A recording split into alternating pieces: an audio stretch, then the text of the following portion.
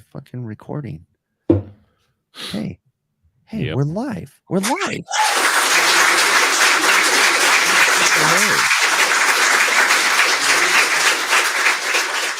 This is so cool. You can't tell I'm looking down because I'm crying.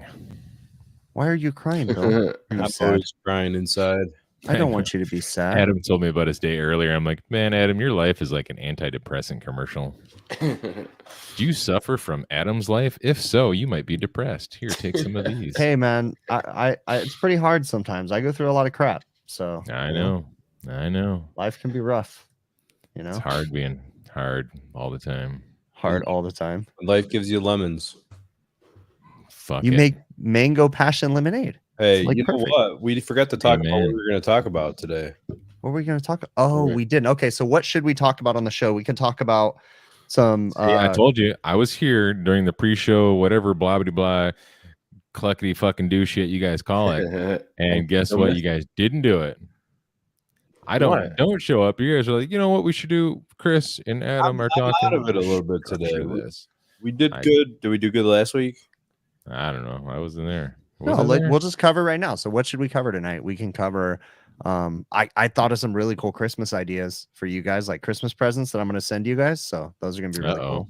Yeah. So it's kind of depressing thing about Christmas right now. And dude, we're already halfway there for us. No, for us in Cali, it's like maybe something different. But for us up north, we're like, oh, summer's finally here. Like, nice. Oh no, it's 100 degrees right now. It's literally 100 degrees outside. So we've been riding design temperature for 3 days straight right now. I'm ready for a nap. And I have no dinner, so I'm gonna wait. Man, you know what's weird is my world is like so topsy-turvy right now. We had a heat wave this week. I haven't worked on one AC. I haven't worked on a walk-in cooler. I haven't worked on anything. I'm still doing like a bunch of hot side stuff. I don't understand. It's been like 80 degrees all week here.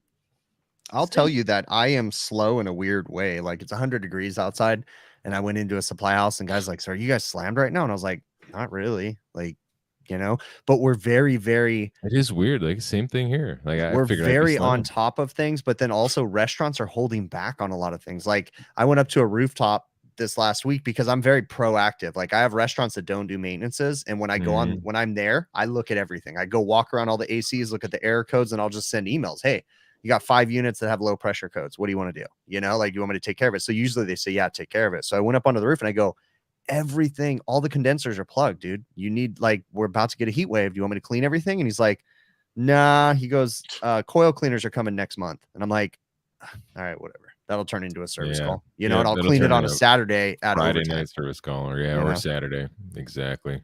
And I do it. I do that. I'll go out on a Friday night service call, you know, to fix a walk-in freezer, and I'll clean every condenser on the roof, spend 3 hours doing it. I'm like, you know what? I already ruined my night. I'm going to build the hell out of it. You know, like, let's go for it. I don't even ask. It's a good call. So, Yamel just messaged saying to check TikTok, but he doesn't realize we're having a show right now.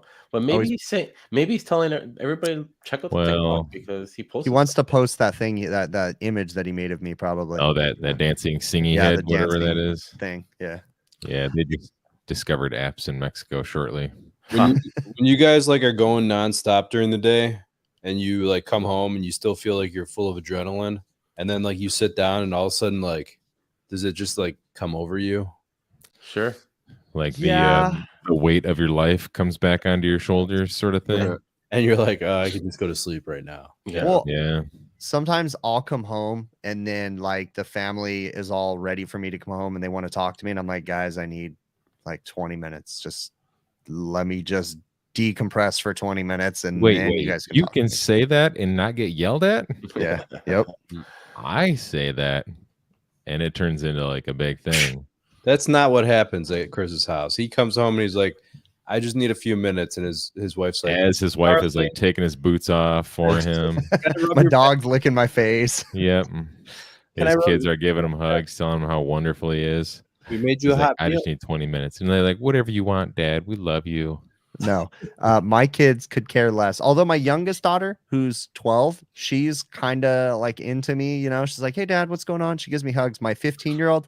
No, I'm lucky if she says hi. And I also got in trouble with my 15-year-old because for the last like 3-4 months, whenever I see her, I say, hello, beautiful. And she's like, Dad, stop saying that. You're embarrassing me. And I'm like, it's just me and you. She goes, it makes me feel uncomfortable. I'm like, oh my God. Hello, beautiful. Well, like, I mean, you're crossing the line there. You know? Yeah, you're creeping into creeper territory. Yeah. His balls, Michael House. She probably could press charges on you. Do some kind of break. That's she should have seen the picture I sent the guys the other day. Oh, dude! Next week we watch Chris get canceled. Joe caught onto it too, real quick. Oh my, dude! I was on the floor. I couldn't believe it. It was like so random, but so funny. Picture I sent of Luke's balls the other day. Yeah. I missed it. Oh, Joe's all, bro. Joe. Oh my God. I wish is there a way we could show it? I have literally saved so many pictures of Luke's balls that Chris has sent me for no apparent reason. Ball collage. Yeah, ball collage. I'm gonna put all the pictures together. I'm gonna call it my ball pit. Hey, maybe if you save just a few more, we could make a thumbnail out of them. Yeah, I'm gonna make a Christmas tree with a bunch of balls. Are you gonna make a calendar? You guys gonna make a overtime calendar and it's all Luke's balls? Great idea. Great idea. Great idea. We'll just Photoshop like love that month. What month will we make it? All of them. All of them? Okay. Yeah. Okay. I mean, different angles, different weather. Okay. That'd be great. Then the next year, like we can do a calendar. Oh, Adam. Ty wants to know, and it is Ty, Joe, not T-Y. T-I. Yes, no, T-I. Okay. T-I. That's what it was. Ty. Earlier. Joe, for some reason, sees your name and he calls you T-I. T-I sent that. Like the rapper. Ty. Yeah, it's like I grew up with T.I. the rapper, I guess, and I just had it in my head. How did that turn out? Airflow turn out? Well, it definitely got quieter for sure, substantially quieter when I changed the blower motor. But I think they're just kind of pissed now because like, when I changed it, I'm like, oh, thank God, it sounds better. Yeah. But so I didn't hear from him for like a week and a half, and then he called me. He's like, yeah, I still don't like it. Oh God, I know. Like, I'm freaking irritated, so I don't know what to do. You know, he still owes money on the job. And I'm kind of just like almost at the point where it's just like, all right, whatever. Just call it good. Shake hands and walk away.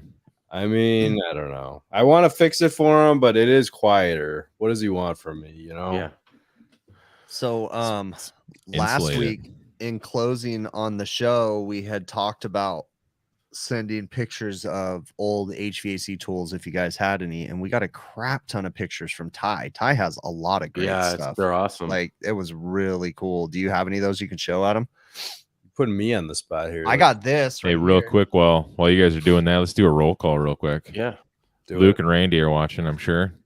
With their watching, hanging out with their balls out, of course. Laska's in here. We got Ty Branneman, of course. Jason Johnson, Josh, what? I don't know that guy. Mike B, Cyborg Sheep, him and his greasy hair are watching us tonight. Oh my! Zah. Who else we got watching? Where's we got Vulgar Zah too. Yeah, Michael Hausch in the house. You guys see his post? Not to take away from what Chris. Yeah, he did an ultimate low, which is I was just going to mention that. Did you see that? Yeah, ultimate. Good numbers there, and he should be proud. That's awesome. He said it was so low that the TrueFlow couldn't pick it up. Wow. Oh, I did see that post. That was really cool. Yeah. Put me on full screen for a sec, Adam. Yeah. That's a. Let's see what is this steampunk attire? Listen to what this guy did. I sent him a link. I said, "Isn't this cool on eBay?" And he's like, "Yeah, it is cool." Click. And that was Yep. Wait, I didn't hear Adam's name once during this whole dispute too. So yeah, Adam sent me this link, and so yeah, I clicked on it and I bid on it, and he didn't bid on it. What's up, Jesus Fish? How much you guys think I paid for this? This thing weighs 15 pounds. It's from the late 1800s. It's an $200. You think $200? What do you think, Adam? You know. I know how much it was. What do you think, Joe? I know how much it is too. I paid $30 for this thing. Yeah, $30. I can't believe you paid $30 for that, dude. I would have bought that thing too. The shipping alone was $27. I wouldn't have bought that thing. Wait. Was it $30 with shipping? Because that's crazy. No. Okay, it was $50 with shipping. Maybe I wouldn't have bought it. Sketchy would be to work on electricity back in when the date on the thing is 1903, right? But you got to remember that's like okay. So that I'm still doing some research, but. Yeah. The original patent date was the late 1800s, but it looks like a calibration date of April 6th of 1905 on it. There's like a little note card right here, right on the side, and it's written on there and it's pinned on. So actually, the last time it was calibrated was 1905.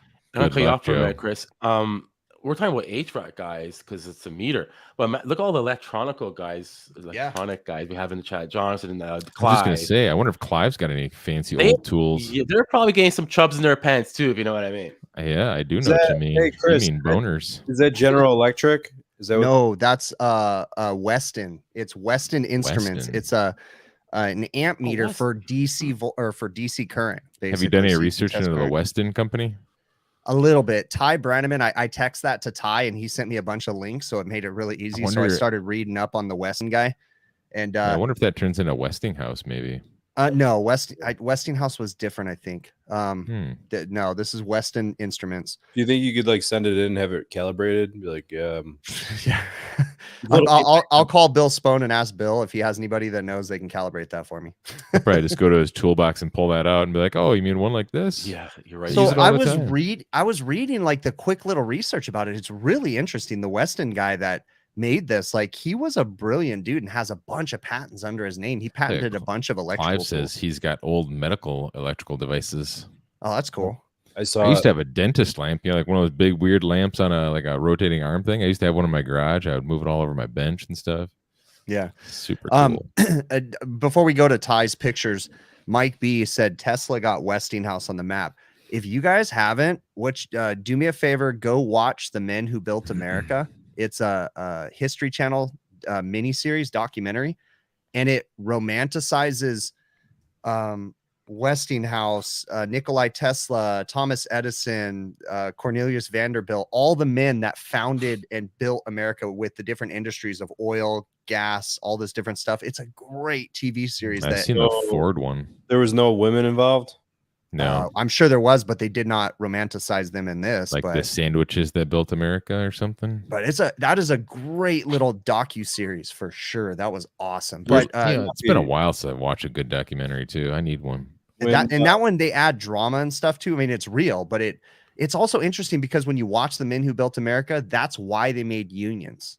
Because like they go through the process of how they exploited the workers and everything. See, why couldn't history class be like a documentary? Exactly. I would have actually liked it then. Right? Just reading out of a book, like, and then the Civil War happened and blah, blah, blah. And I'm like, oh, this is the boringest shit ever. But you watch it, or at least when I watch a documentary, I'm like, this is some cool shit, man. Hey, Christopher Hughes, Will Speak. Good to see you guys. Joe Shear has the best comment of the day. He did show me, but dude, you got to show me the tabs you've friggin' grounded down. Unless it was something. You got to be smarter than a dum-dum and just kind of look at it and say, "Oh, I got to ground those two tabs right there." I don't got time. Wait, what are you guys talking about? He's talking about. Let's talk about what he's talking about. Wait. You guys starting stories from the middle again. Yeah. Let's go back. Pull up the Ty pictures. Let's finish the tool talk real quick. Good call. I was right in the middle of ordering dinner when you. He's ordering dinner when the show interrupted you. Yeah. Sorry that the HVAC Overtime show that's same bat time, same bat channel every week. Syndicated for the last 72 months. Oh, it's so bright. It hurts me eyes. Me eyes. Mr. Miyagi or what? Why aren't you doing this? All right. Who? You. Because you're the puppet master. I was trying to order dinner. Well, we didn't know that, but now you're on the spot. Yeah. All right. Boom. Look at that thing. What is it? That is a vacuum gauge. 60s, 1960s. That's going to be one of the early model. That case looks pretty old though. Micron gauge, basically. I'm going 60s. That looks like the H10 that John Israel sold me. I have that Simpson 260 sitting on my shelf up there. That's a cool meter. Yeah, it looks like it's from the 50s or 60s. That my dad had one of those in the early 80s. So yeah, was it old then, or was it like made in the 80s? I think that particular one was probably manufactured late 70s, early 80s. This looks like Clive's device where it has the ramrodder. Oh no! Is that sound right when you say it that way? Give him I didn't mean it like Clive's ramrodder. I think we all know how you meant it. Let me get out my purple suitcase. The Great American Challenge awaits you. I'm trying to figure this one out. Hey, Uncle. If you give him a second, I'm pretty sure you can explain him in chat. Delayed, but I don't know what this is. Yeah, go to the next one. It's got a fancy leather velvet case. Joe says Stephen Raridan used one of those Micron early days on YouTube. Speaking of That's that, a flaring tool right there. I made a flare today. You know how long it's been since I made a flare? Yeah, I think I have a system that's leaking because of that flare. I remember those. They made newer ones that style too. It's funny. Jason Johnson, that could have been a YouTube manometer, but it had a meter with it, so I was confused by that. Is this a subcooling thing or whatever? That looks like a superheater subcooling thing. Yeah. Charge Master, huh? Yeah. I wonder how that works. You think you just strap the sensing bulb on, and that's just I didn't see it, temp probe, and then I assume you charge it up to the other side. Boom. Dang, hey, Ty Will has Speed so is many still in cool Peru. tools. Yeah. Manifold gauge. He's not listening though.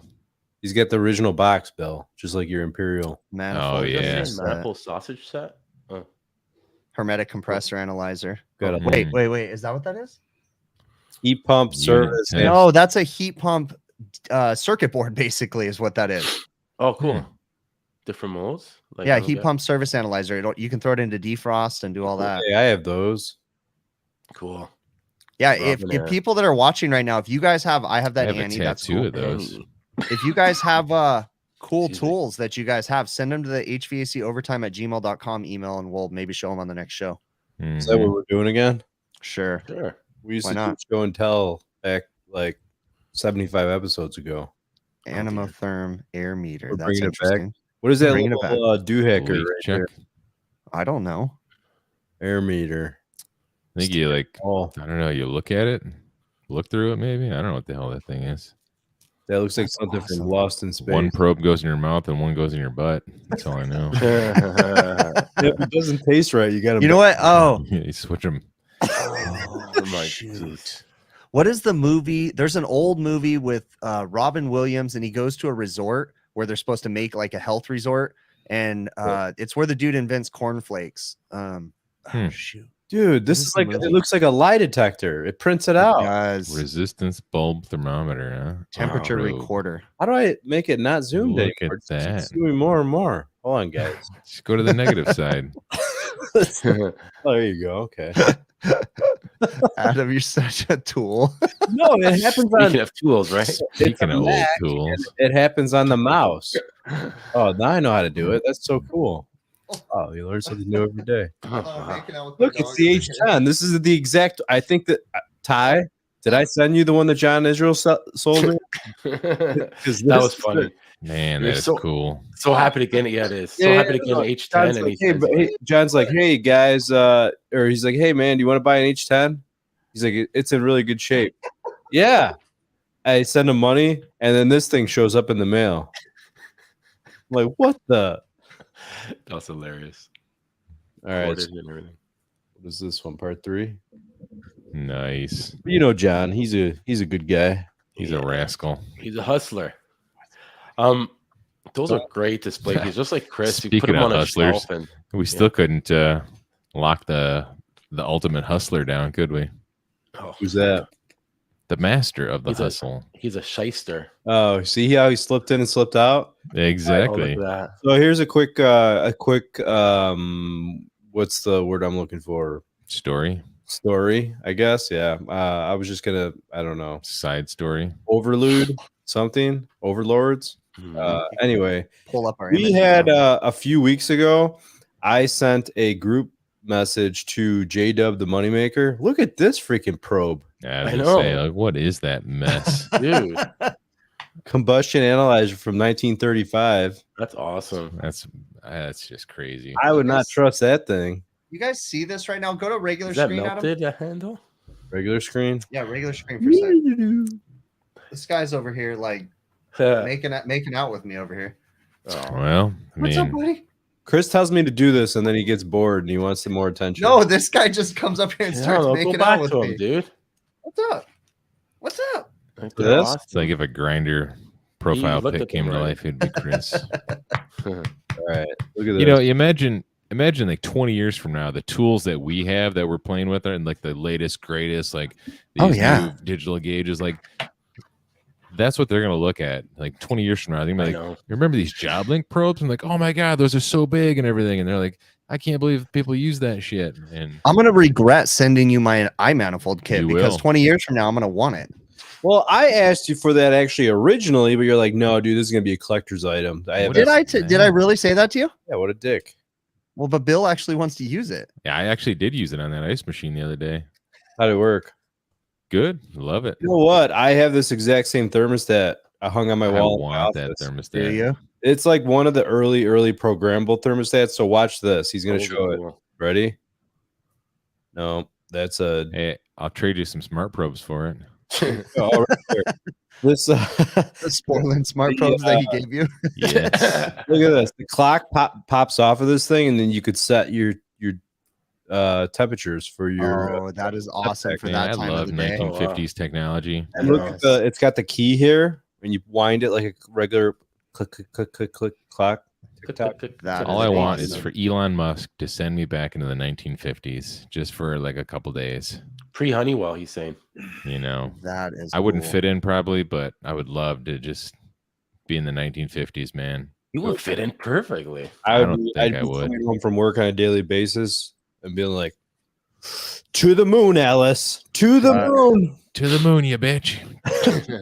Jesus Fish says that he'll trade his Blue On hat for that thermostat. Nobody wants your Blue On hat, Jesus Fish. They sent me. I was like, when Blue On sent me the original hat when they were first starting, and they like sent the hat in the mail. I'm like, oh, this is kind of cool. I'm like, wow, this is they win the award of having the cheapest hat I've ever seen in my entire life. Pretty much like cornstarch and cardboard. They have changed their hat though. I will give them credit. They have a nicer hat now, but originally it was pretty lame. Goodwill wouldn't even take it when I donated it. They're like, yeah, no. They're like, oh yeah, we already got like a truckload of these hats. We don't want any more. So the CEO of Blue On, like through LinkedIn, not anything special. I would too, Mr. John Hughes. I would like to see the 1930s as well. He messaged me and he was like, hey, how could we connect or something like that? And I'm like, should I even answer that one? Nope. Yeah, that's how. Like, well, that'd be pretty funny, huh? Boom. It's good that we see both Hermans in here. I want to actually bring up that post that Herman. Wait, there's two Hermans? There's two Hermans? Always. It's Herman Lloyd and Herman. I only know Herman Lloyd and Herman Monster. Those are the only two. That's the only two I've ever heard of. Have you ever heard of another Herman? Always. The two. I don't call them out. They'll say something in chat. Anyways, he posted something about a auto glass company offer him, if he pays him a little bit more money, he'll get like VIP, service, like a quicker service. That is true, Cyborg Sheep. Which was actually cool. Yeah. Who was it? Adam was talking about it. Yeah. And I don't know. Are we supposed to talk about this? No. Somebody was calling me stupid in one of the other groups. Why? Oh, because did you mention this in another group? Yeah, and you know why I mentioned it to another group? Because I know this Joe's blood is boiling right now. I just didn't know if this was a. We are absolutely not allowed to post another group. That was one of the agreement. That's the contract, guys. Clause number 3 on the overtime contract. Can't go on other podcasts or other YouTube channels. Can't talk to other YouTube people. Can't talk to anybody else that does live streams. And apparently, I am the only person that a Bluetooth headset looks good on. Yes. Oh, yeah. That's another major topic of discussion this week is only Chris can pull off that look. Yeah. Everybody else looks like a dweeb. Like he's a truck driver from the future. You're a prick, Joe. So anyway, practical and not caring what people the reason why I posted this as an idea is it's been 90 degrees in the Chicagoland area the last 3 days. I think it's a great idea. Right. And people were freaking the F out. We tell them, like, we'll be there between this window or whatever. And they're still calling back. Can you get here sooner? Blah, blah. Like, they're just losing their shit, right? Jeez. They would never survive an apocalypse. So, like, my nerves are on end. My phone's beeping every 2 seconds. People are calling me, texting me. I'm losing my mind. And then I was thinking later on, I don't know what day it was. I was looking at booking plane tickets, which I'm not doing anymore. But I was looking at booking a plane ticket because I was supposed to meet up with Dustin Cole, a bunch of these guys down in Louisiana, look at my brother's house. But anyway, I saw that when you're booking a plane ticket, you could pick priority seating. And now it was before they would only give you a few different options. Now it's like all the way in the back is cheap, and then the middle is a little bit more expensive. Oh, I see where you're going with this. So I was thinking, the reason why I said this is I think Gene Slade already thought of this, though. Service Hero, the Service Hero group, they're kind of tied in somehow with that software called Sera, SERA. And one of the claim to fame on Sera is the customers book all their own calls on your website and they set up their time slots. So they do it themselves.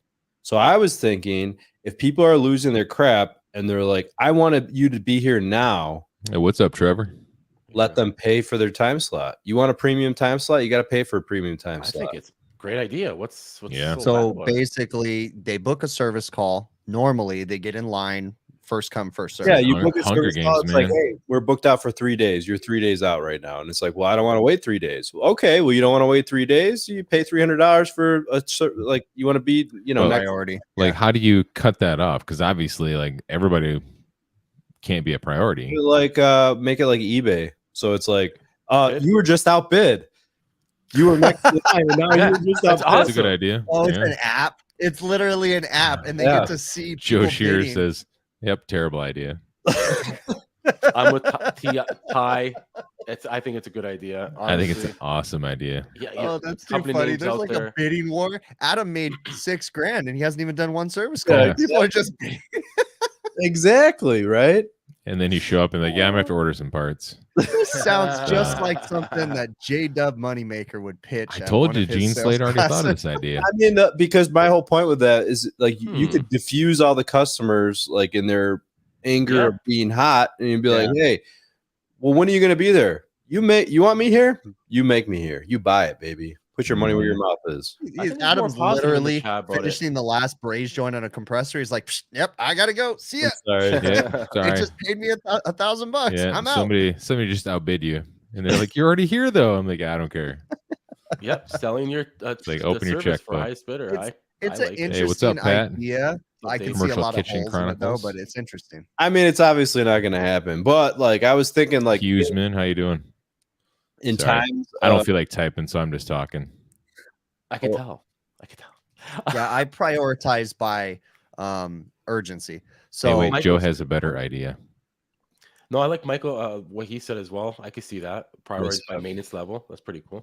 That makes sense. If you have maintenance plan with them or whatever plan you have, you get priority. And I do the same thing. Like if I have a customer, like a normal customer that does routine preventative maintenances, and they have a walk-in freezer, and then I get another walk-in freezer for a non-maintenance customer, I'm going to help out the one that does preventative maintenances first, and knock that one out. But I will regularly in the middle of our hot season and busy times, I will prioritize service calls, and I'll have customers call me and say, yeah, I got a little reach-in cooler in the back of my kitchen not working. I need it now. And I'll be like, no, because I have 3 walk-in freezers down. Like, I don't care when you called. You're waiting until the freezers are done, Yeah.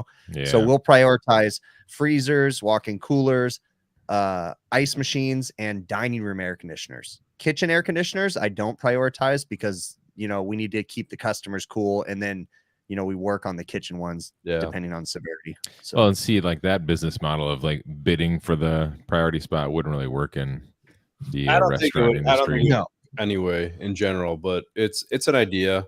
It's a fun idea to talk about. One thing I got to say that customers do that I got a lot of in the last few days is one of the things that they try is we have small children or we have babies in the house. Yeah, you're here right away. Or like so, my mom is in the house and she doesn't feel good. Like, you know what? They had babies before air conditioning was invented. Here's the thing. I do understand that, and that it obviously can be a priority in an emergency, blah, blah, blah. But a lot of the times when that happens, you go to the house and it's like not super hot, like it's like 70. No, they got all the windows open, a nice breeze blowing through, the fans are going. I have one of my really good customers, but they drive me nuts because every work order is, this is an emergency, we need it ASAP, and then they call you every 5 minutes, and I'm like, dude, it's a reach-in cooler, like get in line. He's like, I can't, my kitchen can't operate, I need it now. And it's like, no, that is not an emergency. Man, I had a restaurant that refuses to turn on their fryers, right? They refuse to turn the fryers on. It's been this way for like 3 weeks. And the reason they refuse to turn the fryers on is because they have a fry freezer, a little, like you've worked on them, Chris, plenty of times, the Charleston's right next to the fryer. And that doesn't work right now. And so they're waiting for the quotes to be approved, yada, yada, yada. And they're like, and also the kitchen AC doesn't work. So they're like, we are not walking back to the walk-in freezer every time we need fries and whatever. We're not turning the fryer on. I was like, that is wild. How does corporate feel about that? Here's the thing. You have to understand, like, I used to work at McDonald's when I was 15. I used to work at Wendy's. I used to work at Carl's They Jr. use a lot of freaking fries. Oh, yeah. A lot of fries. So there'll be a lot of walking. I never had a fry freezer. Like, well, no, I take that back. I had a little one, but it didn't last very long. Next to my fryer back in my frying days. Now, things are different even back. I'm sure you talk to people that are older than us, but when I worked at Carl's Jr., we used to make the craziest crap in the back of the kitchen. Like just whatever we could think of with hamburgers and freaking baked potatoes. And this is another one that drives me up a wall. Where this is an emergency and they have multiple systems in the house. It's like, move to your other wing. Know, right? The east wing of the house, dude. Well, the east wing only has 3 bathrooms, Lovey. Yeah. That sounds Dustin Cole says I had right a bee say she needed emergency service and a kid in the house. That kid was 18. Hey, I would have went over and be like, hey, why don't you tell your adult kid to go get a job in HVAC and come back and fix this for you? Steven Rogers worked at McDonald's too. Hell yeah. Oh, wow. I worked at Carl's Jr. See, but are you guys talking about like when you were teenagers? Because I worked there like when I was 25. Oh no, I worked there from 16 till 16 and 3/4. Like in my opinion, when I was like 25 working there, it was a completely different feeling. I don't know if I was actually 25, but I was pretty close to 25. It's management material. Eventually, I worked my way up into becoming a general manager and getting my own store and all that fun stuff. And then I realized like it's the worst job ever. So stressful. And at that time, I transitioned into being a maintenance guy, got into the HVAC stuff, yada yada yada. 15 years. I'm sitting here with you guys. Who would have ever thought? Would you have pictured think that your life has gotten to this point that you're privileged to be able to do? I can't believe it actually somehow got worse.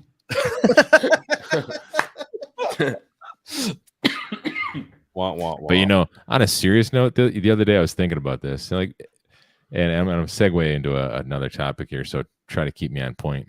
Think about your life in 10 years. I was thinking about this the other day. Where I'll be in 10 years, like my kid will be almost 18. Like 10 years from now, I'll be 50. To me, it's a huge concept. 10 years ago, I was actually still working for my dad 10 years ago. And that's a good way to look at it. Yeah, 10 years ago. In a few months from now, my dad came. He asked me a few times, would you mind if I sold the company? I'm like, no, do what you got to do. Do what you got to do. And then he came to me and he's like 3 days from now, we're closing on the company. We're selling it. I'm like, what? You really sold it? And that was it. He just came in. They're like, they're taking, they're giving the keys tomorrow. And we're like, what the fuck? Wow. So yeah. And then July, I got pissed off because they were dicks. Mm-hmm. And I started my own company. And speaking of that, before the show, Adam, you were complaining about how much your knees hurt and everything from putting in all these long hours. And I was like, you know what? You need to come up with an exit strategy to get out of the field or to get out of your business and into something where it's not going to beat your body up so much. Yeah. Because in 10 years, man, your knees are going to be shot, dude. You're going to have a knee replacement when you're 50. All right. So I want to know, because I'm a small company and I'm not used to running a ton of service calls, like a ridiculous amount. So what is everyone's like record? Like when it's hot outside, like how many calls do you run in a day? Are you actually asking that? I want to know.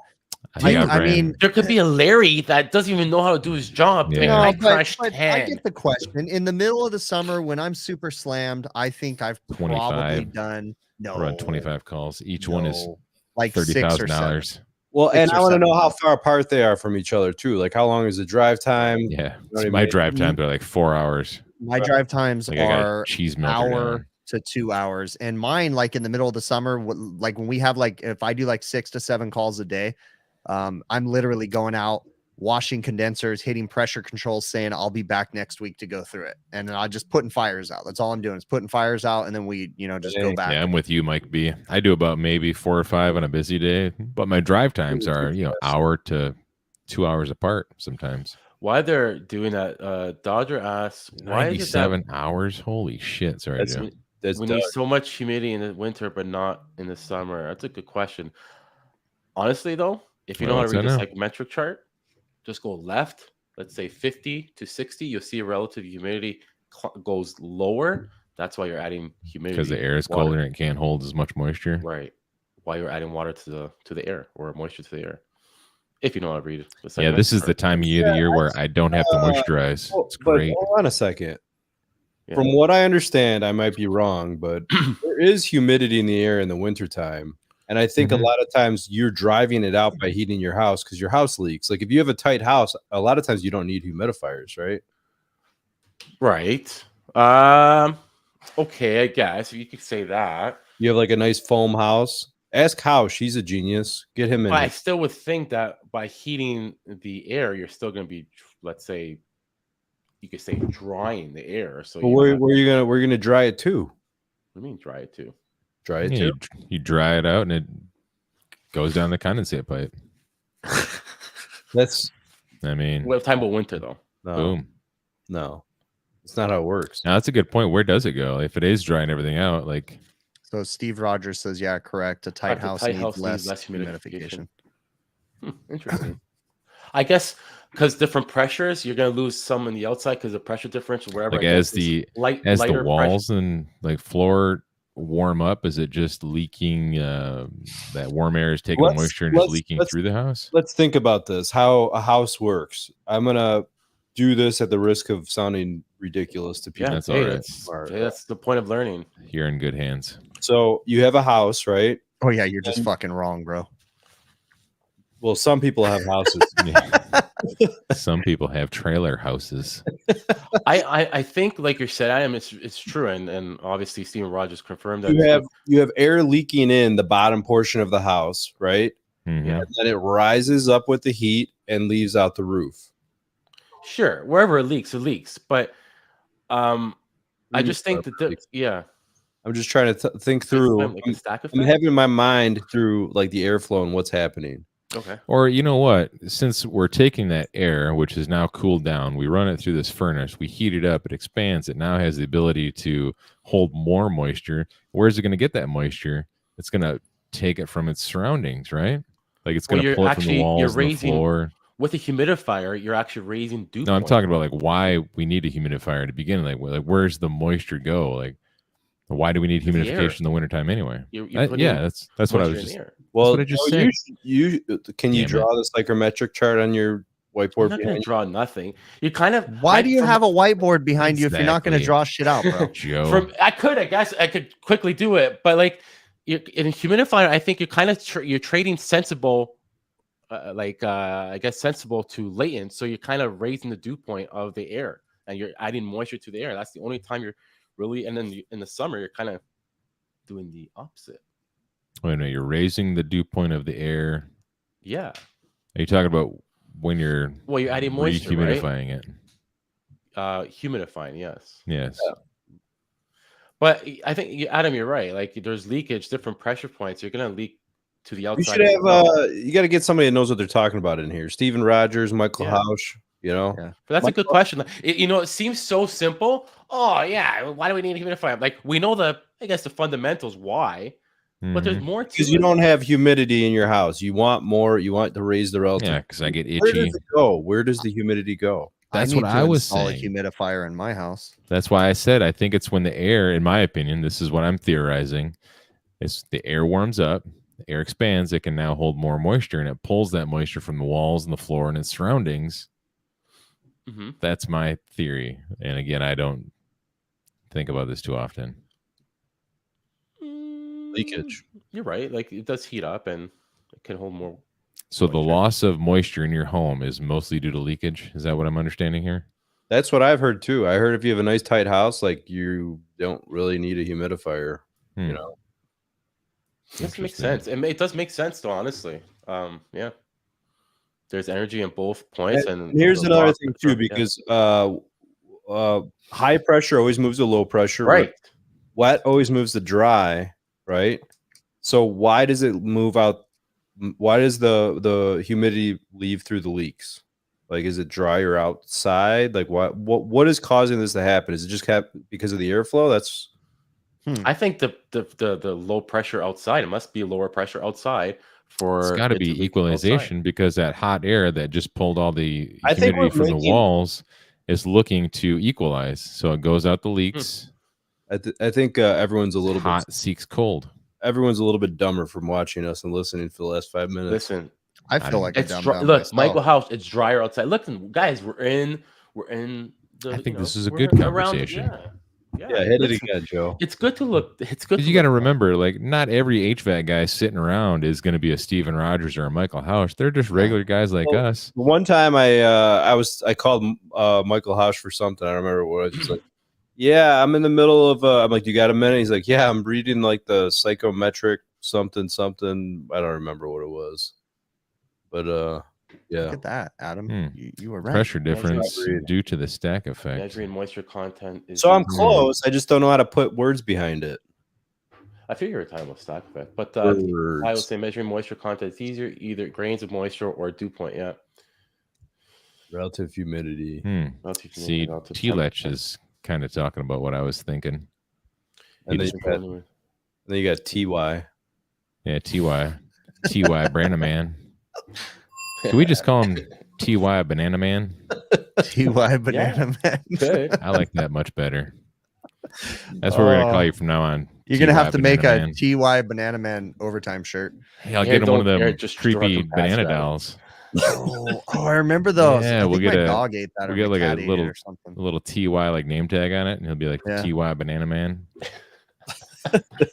He says sure. He's awesome. I had called Adam today, and I'm kind of curious, Joe, if you have any ideas or even people in the chat. So I got a restaurant. They called me out today, and they said they have crap blowing out of the vents. And so I'm like, okay, maybe crap. Black insulation looking crap, right? Is what they said. I haven't seen it yet, but they said in the morning when the air conditioners start up, the vents blow stuff out, right? Now, I didn't get to spend a lot of time there, but the first thing I did, I went out there, they had people in their dining room. So I popped up a ceiling tile in the kitchen where I can see into the dining room, and everything is fabricated metal ductwork, and it's got an inside liner. Okay. So if what I think is happening, is there any solution? I don't think there's really much you can do if the liner is deteriorating. Chris had the idea of, would AeroSeal like coat the, and I don't think so. Like AeroSeal, from what that's what I was thinking. I was thinking AeroSeal would just create a blockage when it leaves like through an outlet, but I was just, am I wrong? Like, will it coat the ductwork to try to help to hold insulation together? So the way I understand it is there has to be a leak for AeroSeal to like work. Like if you get it down to a certain point, it's not going to continue to seal because air has to have movement. But I want to know if like they inject a bunch of that stuff in the air stream and it doesn't have a place to go, what happens to it? It's like a mist in the ductwork. Does it just like fall down? Like what happens? Probably. I assume it has to settle at some point. Oh, so Hausch says no about the AeroSeal, but there are encapsulation products, but you think you have to physically get to it. Yeah, I ain't getting to that. They're going to have to rip it. I have to go back on a morning. Man. Yeah, I got to go back on a morning and investigate like what it actually is, where I can pull off. Because what it is I noticed they actually did this restaurant right, which blew my mind. I open it up and there's metal duct everywhere, and there's only 4 foot, 5 foot runs of flex, like to the drop. And I'm like, wow, I've never seen a restaurant do that. Dave K saying liner is breaking down. I bet the edges weren't buttered. Apparently you put butter on your edges.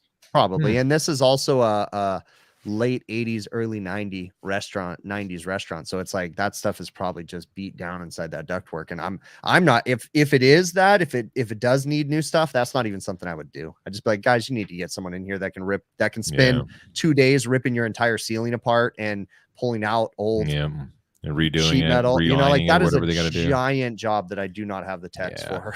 Oh, so just bit high. Try to go high. You know, like for no, you wait real quick, Joe. That is not a safe bet these days.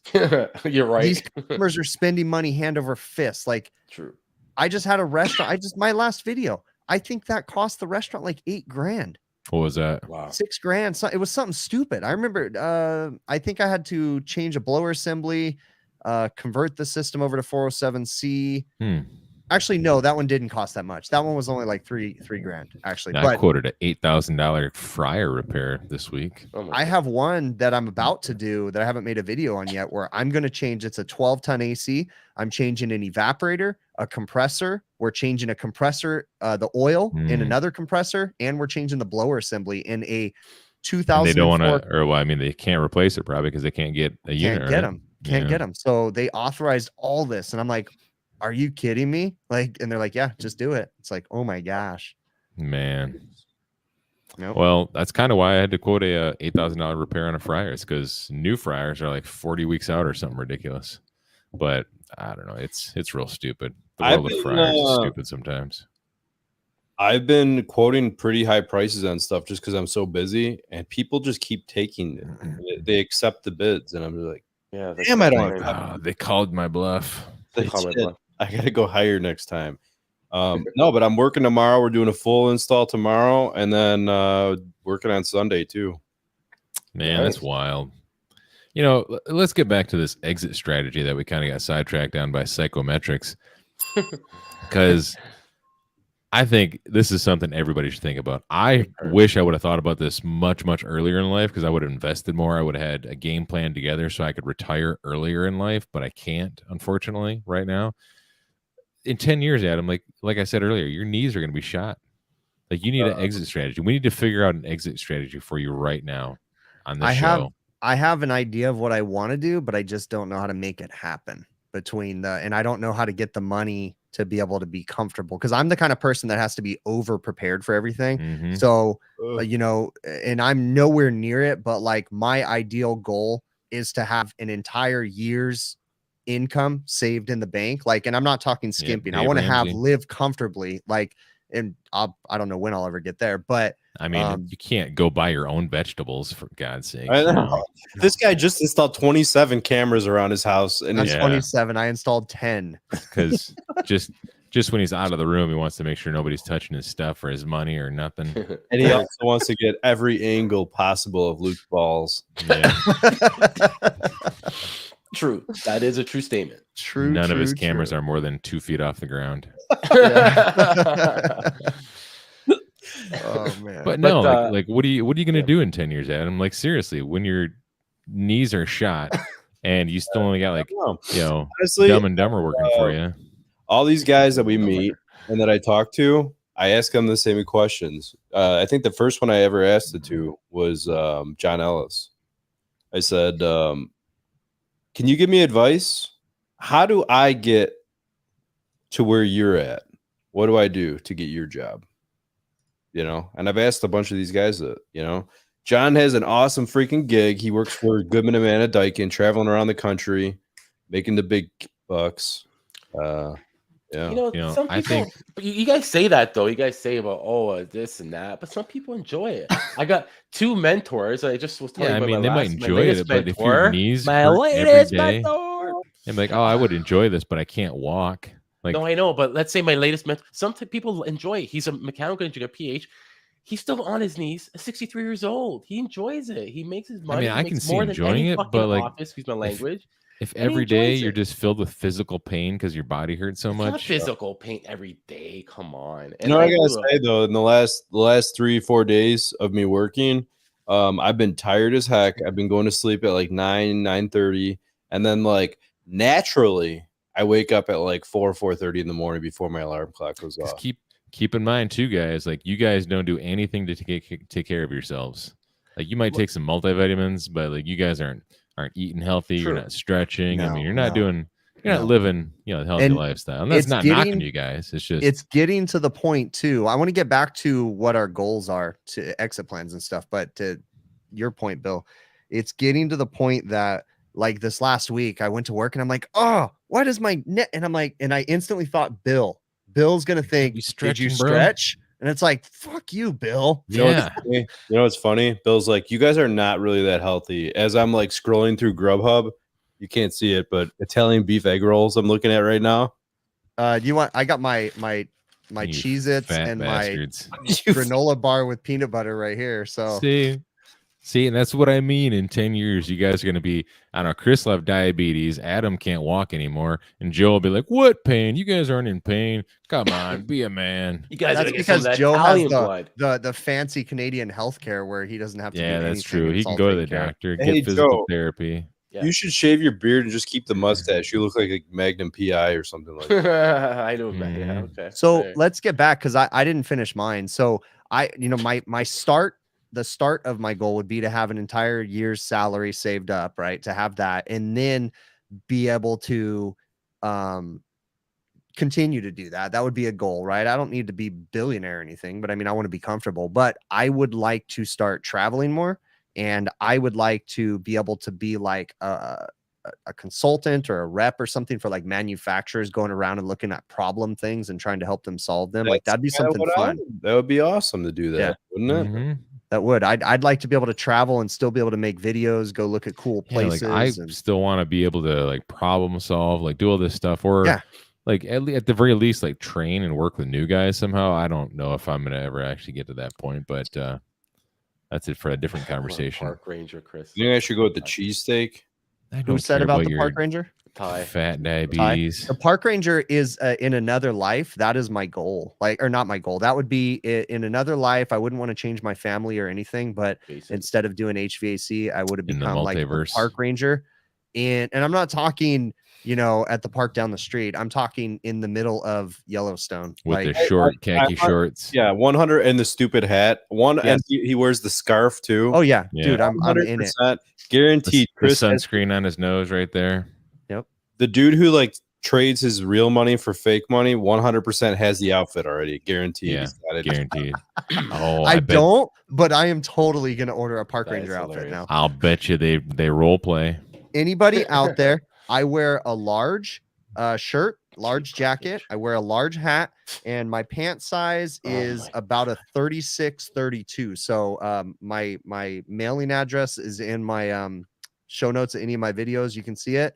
And if you guys have a park ranger outfit, send it. Oh, that would be awesome. And you have to keep just if someone sends me a park ranger outfit, I will wear it on the show. Wear it to one of your jobs. No, I can't do that because my family would lose it, dude, if I shaved. Yeah, I guess you can wear it on the show. That's I'll totally wear it. Someone sends me one of those outfits with a maple syrup. Hey, Kevin Hart says, "Hey, imagine if HVAC experts actually got paid properly for their expertise." I want to kind of segue off of that real quick. I had a conversation with Chris earlier this week because I worked on an ice machine, which I don't do very often, right? And I had a conversation with him. And as I was talking to Chris about this, which was really, really helpful to bounce ideas off of somebody like Chris, who's already had a bunch of experience on these, knows them pretty well. And I'm thinking about this. I'm like, part of me wishes I didn't work on such a wide variety of equipment, like fryers, ice machines, walk-in coolers, cheese melters, all the dumb shit sometimes, and I wish I sometimes just focused on one thing and then I could become more of an expert at it. Maybe just one side of it, maybe just cold side. But and I also wondered maybe I would just get bored of it too.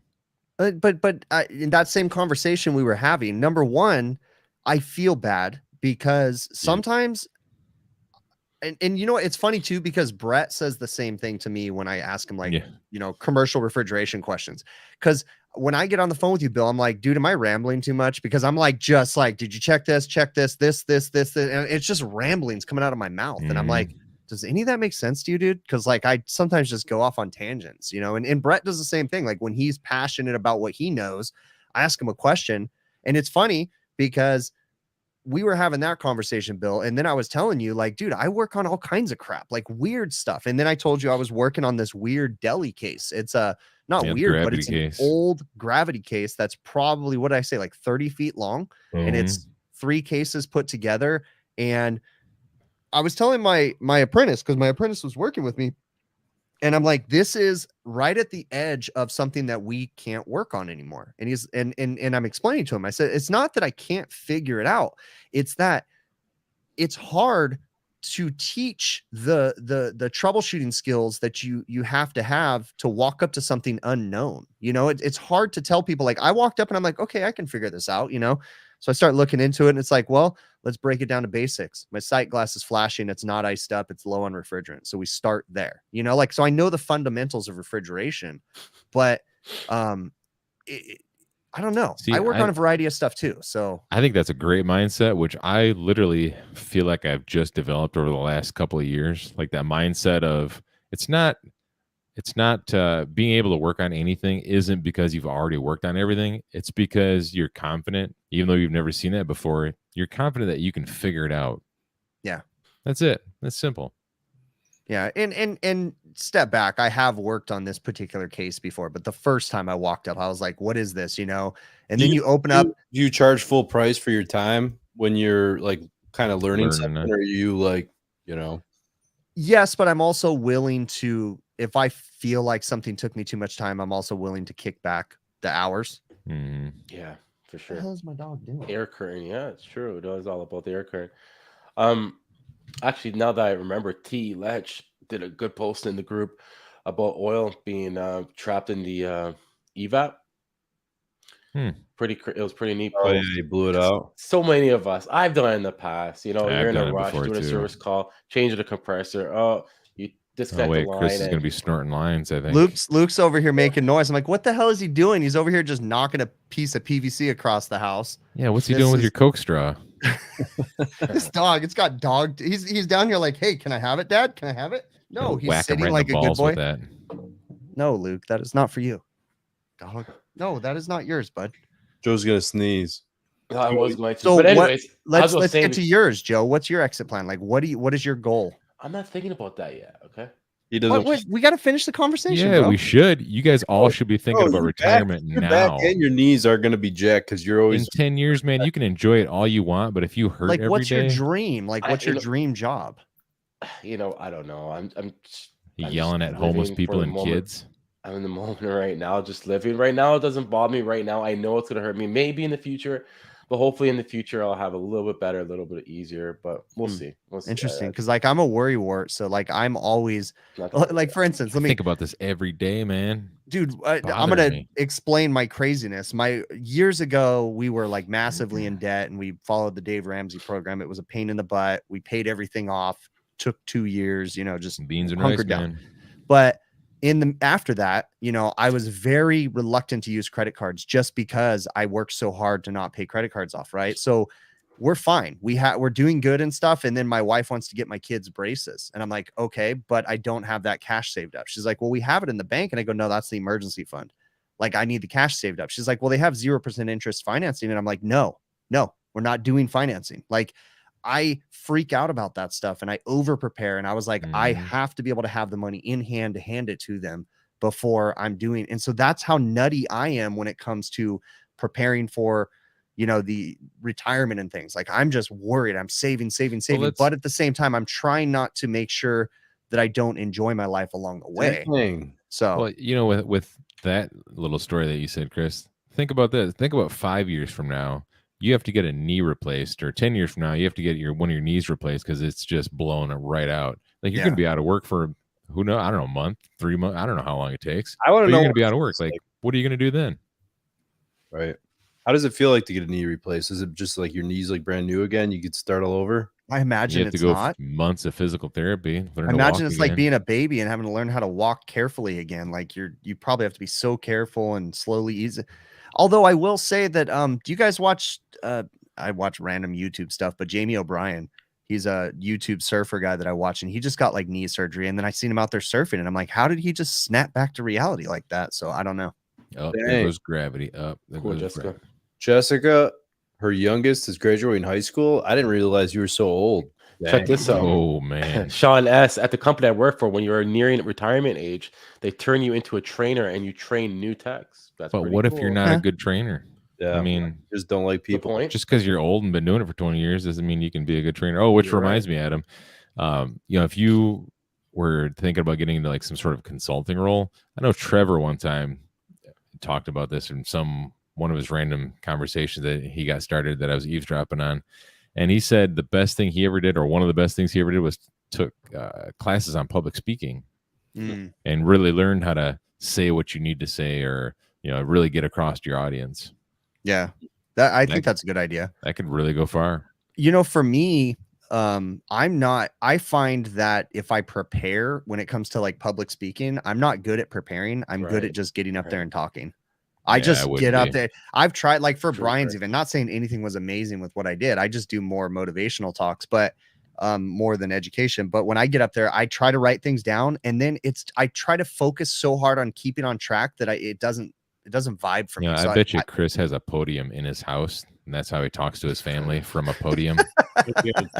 No. All right, family, gather around the podium. Hits his little hammer.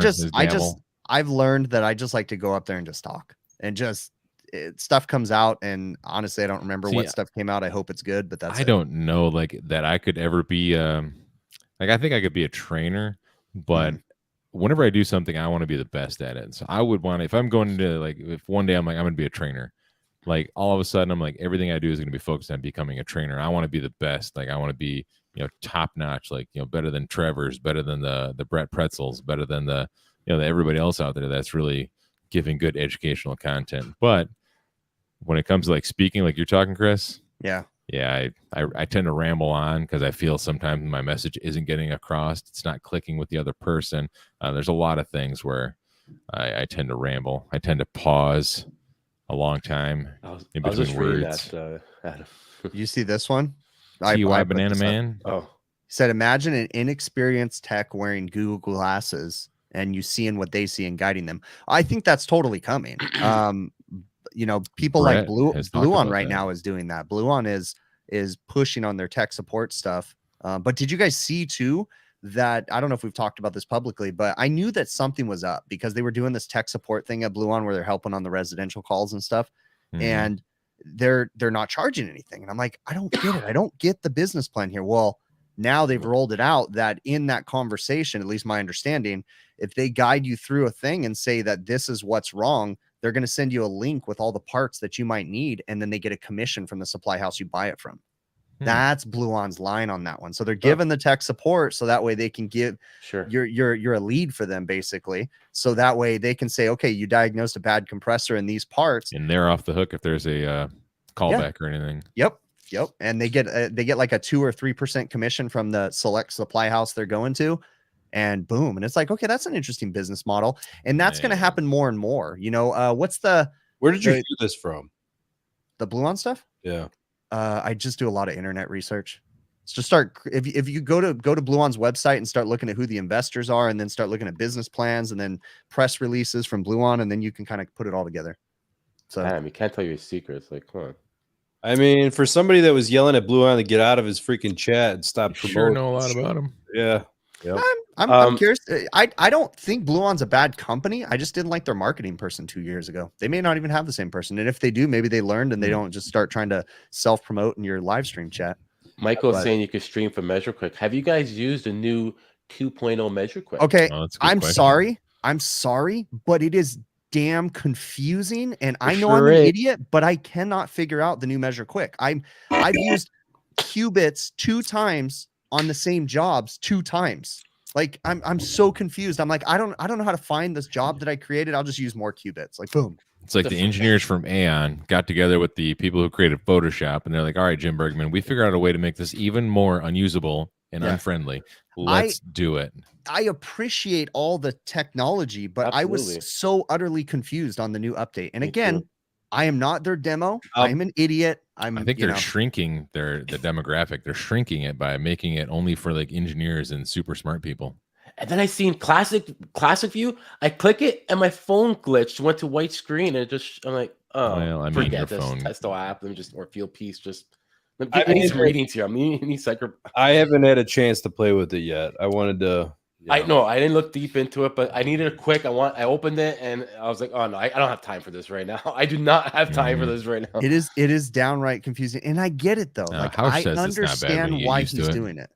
Yeah. But Hausch, is it fair to say though? Because were you one of the beta testers, Hausch? Though, see, because for us it's like right now, and we're like, wait, what happened? I'm sure, but also I wouldn't consider Hausch like the. You're not a dum dum like me either. Yeah, Hausch, so. Yeah, like. It's okay, Bill. You can say dum dum. There's a big difference between like a guy like me messing around with dum-dums then, because AC and some guy like Hausch who's got his own mezzanine in his house with a mechanical room attached to it or something. Yeah. No, but like I'm sure once I figure it out, I'll really appreciate it. But I'm confused by the whole you have to jump into a report thing, and it's just I don't know. I think you should be able to walk right into the software and be able to figure it out without having to go to classes and reading instructions. Like Chris, you've said it a million times. If you can't just go into it without having to read manuals and everything, like it's not user friendly. And you don't want every review that I did. I mean, we only did like 4 videos, but every review I did on the tools channel, I don't read instructions. Even when I used to do beta testing for Field Piece, they would send me a tool and they're like, "Here's the instructions," and I'm like, "No, I'm not gonna." I would tell them, "I'm not going to read those because you want me to tell you how user friendly your tool is. I just want to turn it on and see if I can figure it out." you know? I don't have time to read it. I mean, I'm in the field. I want to use it. Like I have time to do other things. I don't have time to read instructions or manuals.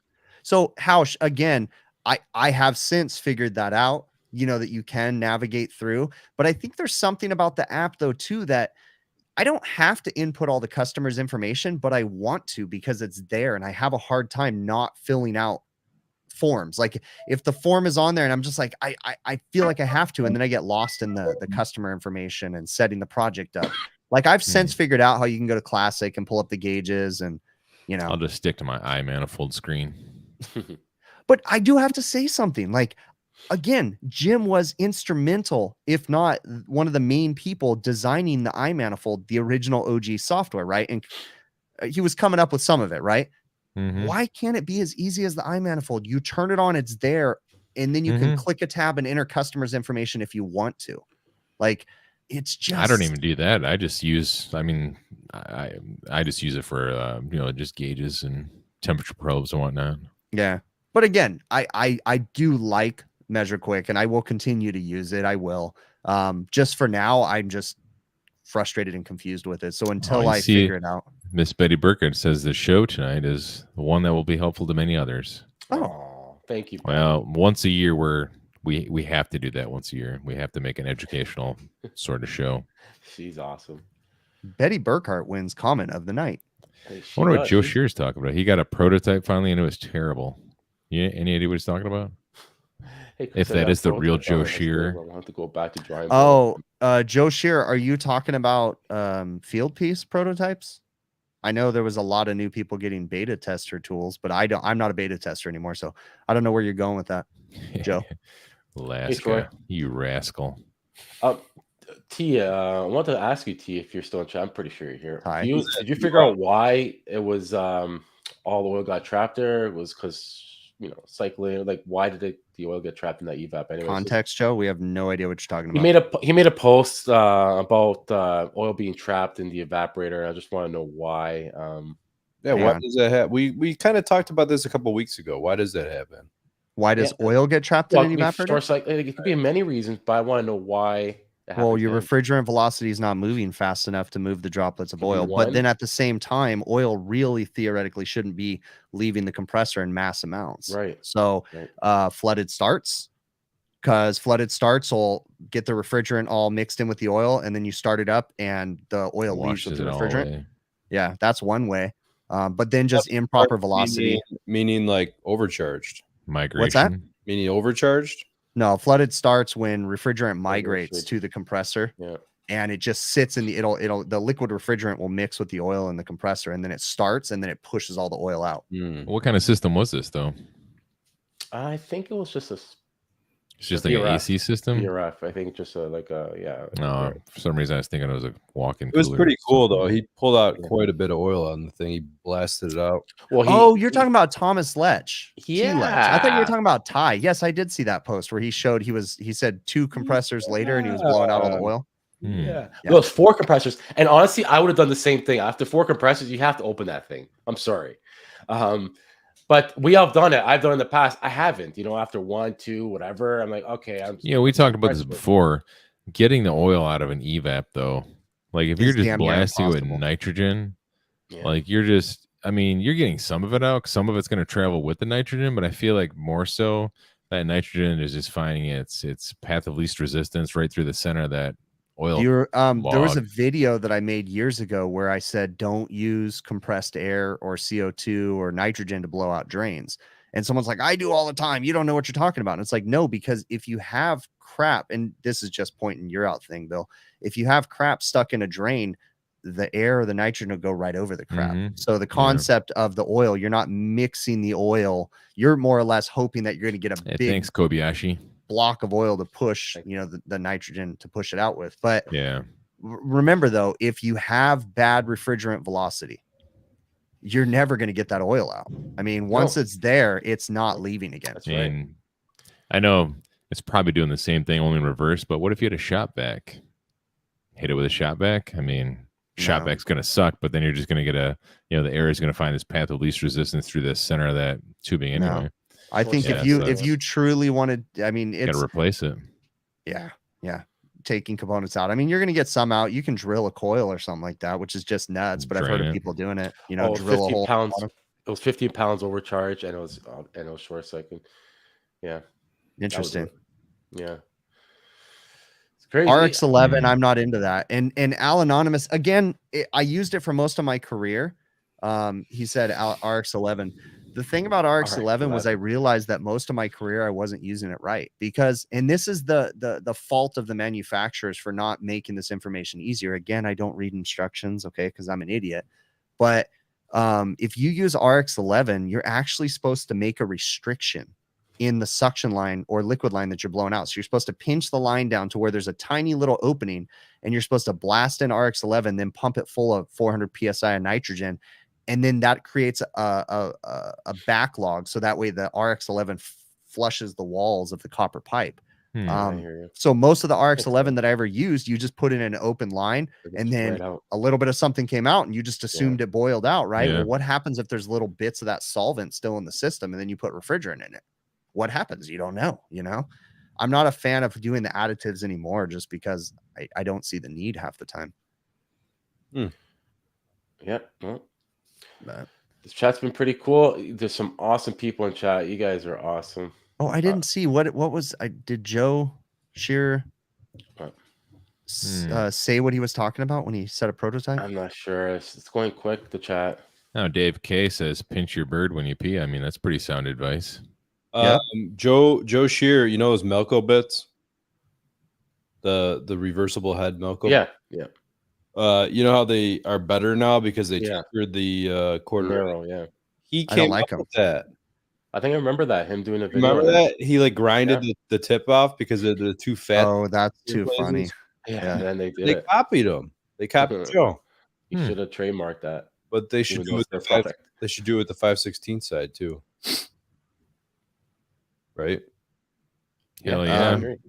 I was reading all the comments right there. Yeah, me too. With the 5/16 side, I don't know. Have you guys been having a problem? I haven't personally, but I have a lot of the old Malco bits. But my apprentice, he keeps going through the Malco bits because the magnets keep falling out. Yeah, I haven't had that happen yet. Magnets just fell out of my what is that thing called on the eye manifold? The repeater, whatever the thing is. That was a thing with the stupid magnet fell out. Yes. Luckily, I got it, but I got to glue it back in now. Yeah, those will fall out all the time. But those repeaters, those were epic, man. Using a Zigbee radio and being able to have freaking probes for days. Yes. I forgot to cue up the outro music. Oh, did you? I'm very happy with the eye manifold, by the way. I don't know why, but I really enjoy the eye manifold. I think it kind of makes me want to go back and test out the Testos. But right now, I'm enjoying. Dude, you're not. I mean, my personal opinion, you're not gonna like the Testos. They're just and the range on them stinks. I do have to get. Yeah, I do remember the range on them sucked, but I do have to get a quick release for my high side. You know, like the Teslas. Why do you need a quick release? I still like the temperature clamps. I don't understand. I don't understand this. Like, why do people like quick releases or even low loss fittings? That's what it is. Low loss fitting. I know, me either. I don't get my fingers sprayed with refrigerant, man. You change your Schrader core depressor so it actually pushes and pulls off right quick when you twist your thing. If your gauges are spraying you a bunch, now first off, I use ball valves. Okay, me so I have ball valves with the 6-inch extension on them, whatever. So you still got to pull it off the service port, though.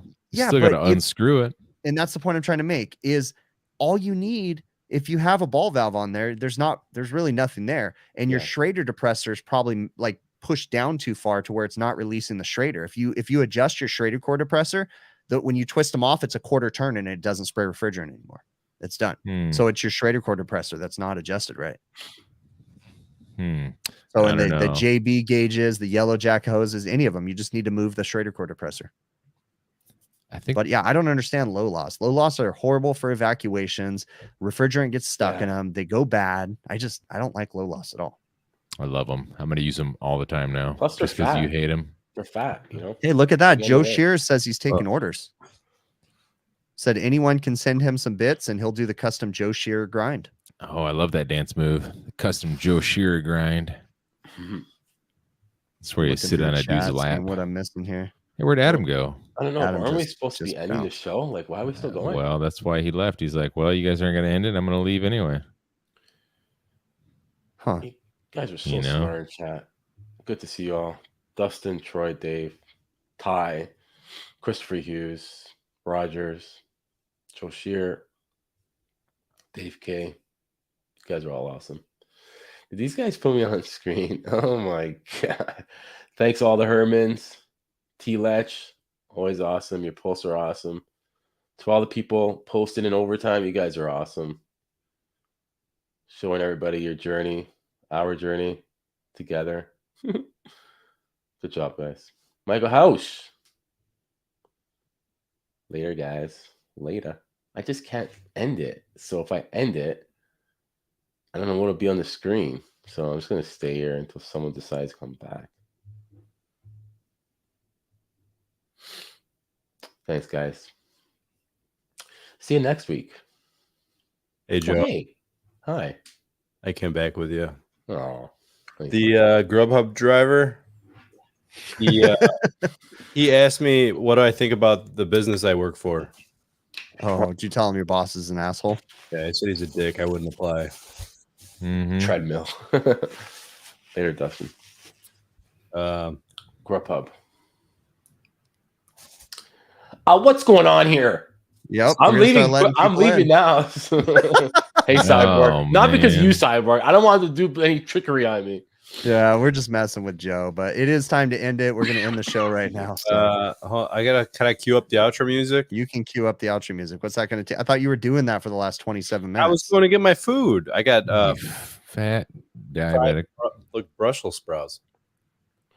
Gotcha. Okay, so why don't you get fries then? Why are you going to fry a Brussels sprout? And be like, well, it was healthy, and then we fried it, so now it tastes good, kind of good. It tastes kind of good. No, it's not fried. It's I thought you said it's fried Brussels sprouts. It's not fried. It's like grilled or something. I don't know. Oh yeah, those are good then. I take back. Is my mic working? Oh, Yes. it's working. No. Cool. No. All right, are we queued up, Adam? Hey, what are all those wires back here on your bed there, Cyborg? Oh, actually, there is no wires. I just have a laptop here and a phone. Hey, and what is that a cover belt. on your microphone? Is that like This is it's the blue snowball microphone. Are you sure it's not one of them, like, them doorknob things so you keep babies out of rooms? I bet you he's too young to know. Oh no, Yeah, I know. That's true. Oh, you know, are those things even a thing anymore? Do even people have round Yeah, I doorknobs think anymore? I can't remember. That's It my was, security system on my house. My uncle, I think, had one on the doorknob of his house. I got one of those on my outside door so people can't get in. Yeah, because every doorknob is now a handle, so we don't have round doorknobs anymore. Oh, that's Yeah. true, yeah. That poor business, they came up with the idea and they thought they were going to retire on that. And then all of a sudden the guy came out and he's like, no, I'm going to make a handle doorknob. And then the person's like, Oh, damn my it. security doorknob things are no longer relevant. Yeah, Oh man. People who didn't have hands couldn't open the doors. So they're like, well, you got to put a flap around there. I Yep. hate those things. ADA compliance. I hate those people. Say goodbye, Joe. Goodbye,